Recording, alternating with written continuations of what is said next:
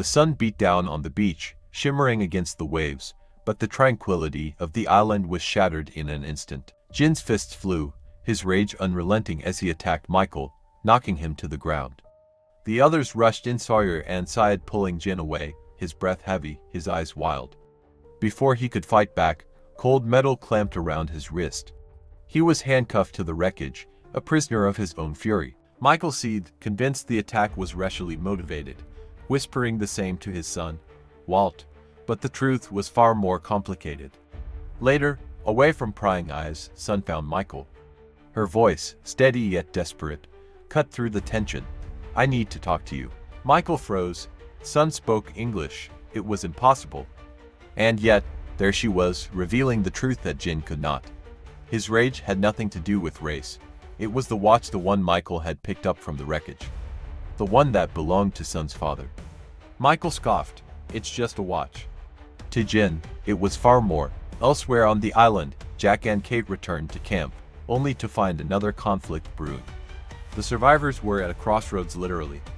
Jack urged them to move to the caves, where water and shelter promised a better chance at survival.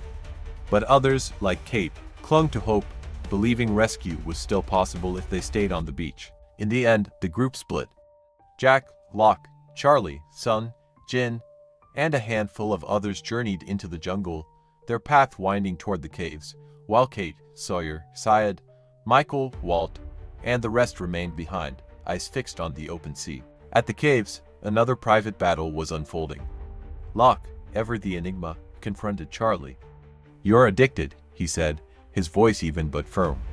But if you give it up, the island will give you something in return. Charlie hesitated, clutching his heroin. But Locke's words burrowed deep, and with a final exhale, he handed over the drugs.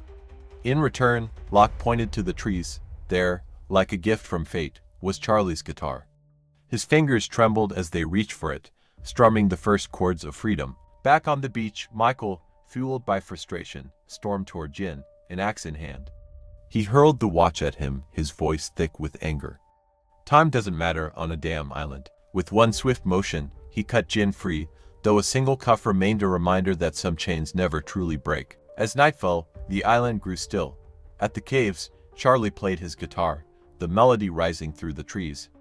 On the beach, Kate sat alone, lost in thought. And as the two groups drifted further apart, the mournful tune of Willie Nelson's Are You Sure played in the background,